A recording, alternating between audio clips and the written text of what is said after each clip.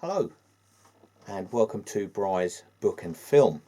So the film I'm going to talk about today is The Wolf of Wall Street, directed by Martin Scorsese, and it stars, amongst others, Leonardo DiCaprio, the gorgeous Margot Robbie, Matthew McConaughey, Carl Chandler, Rob Reiner, Jon Favreau, Jean Dujardin, Jonah Hill. You know, it's got an all-star cast. And it's directed by Martin Scorsese. Now, The Wolf of Wall Street, it's not the kind of film you would want to watch with your gran in the room, because it follows the true story of Jordan Belfort and his exploits on Wall Street after becoming a stockbroker, and his from what it says in the film description, his rampant fraud and corruption. There's lots of insider trading. It's based on a true story. So there's lots of, if you don't like films where people are sniffing cocaine off of prostitutes' bottoms, then it's probably not the film for you. It's based on a true story. That's the beauty of it. And the fraud, the corruption, the insider dealing. He cheats on his first wife with Naomi, played by the absolutely delightful Margot Robbie.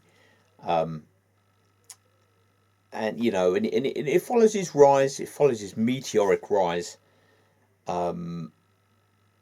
Heading Stratton Oakmont, the company that he started with Donny Azoff, played by Jonah Hill, and all the sort of degenerates that he brings along with him to run this stockbroker firm, and they become a big deal, and they do rather well, and it goes into the money laundering side of things.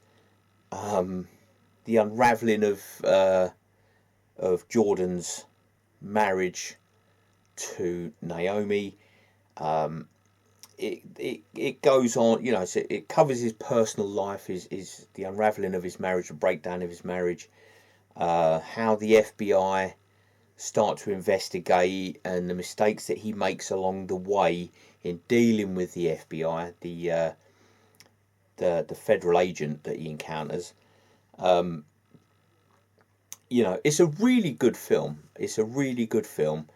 It highlights the debauchery and what's the word for being just a degenerate, really. They're just rich degenerates. That's the best way of putting it. And it is a really good film. I'm not doing it justice. And it goes on, they go through their money laundering journey with the corrupt Swiss banker, bringing in various friends and family members, and then it goes on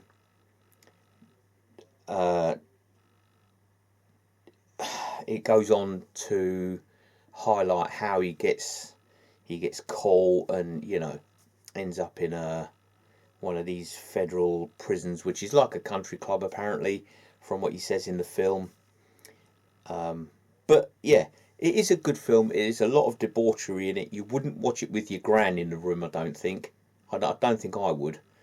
But it's a good film. Came out released on December the 17th, 2013. It's a 3-hour film, so it's a long film, but it paces quite well. It's not one of these films where you drop off in the middle. Some films have a tendency, if they're that long, they can feel like they're starting to lag and things are the pacing breaks down. But this film doesn't. This film paces really well. There's no sort of lagging. There's no lagging in the film. I've seen films.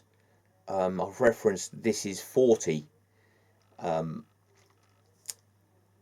Where you sort of floundering in the middle.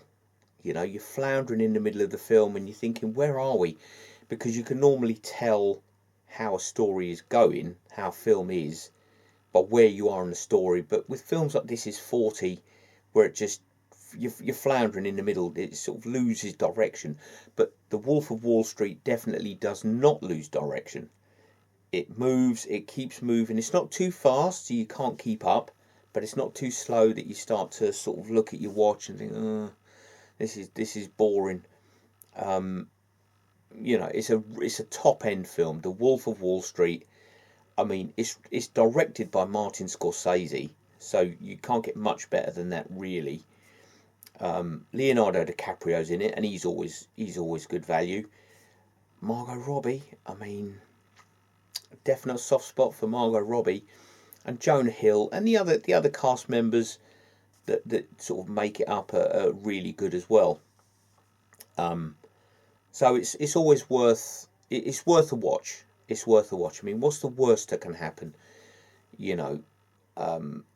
Say for instance you're getting from work one evening and it's dark and it's cold and it's raining, you think, oh, I'll watch a film, and then you watch a film, you watch The Wolf of Wall Street, that's your evening. You're not going to be sort of too disappointed, I don't think so.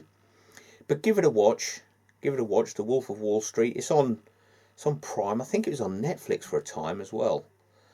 I think I even saw it on the BBC iPlayer. So it's available everywhere. And of course I've got it on DVD, because it's good to have the physical copy on DVD as well. So The Wolf of Wall Street, have a watch, see what you think, and leave a comment in the box below, and I'll catch you on the next one. Bye for now.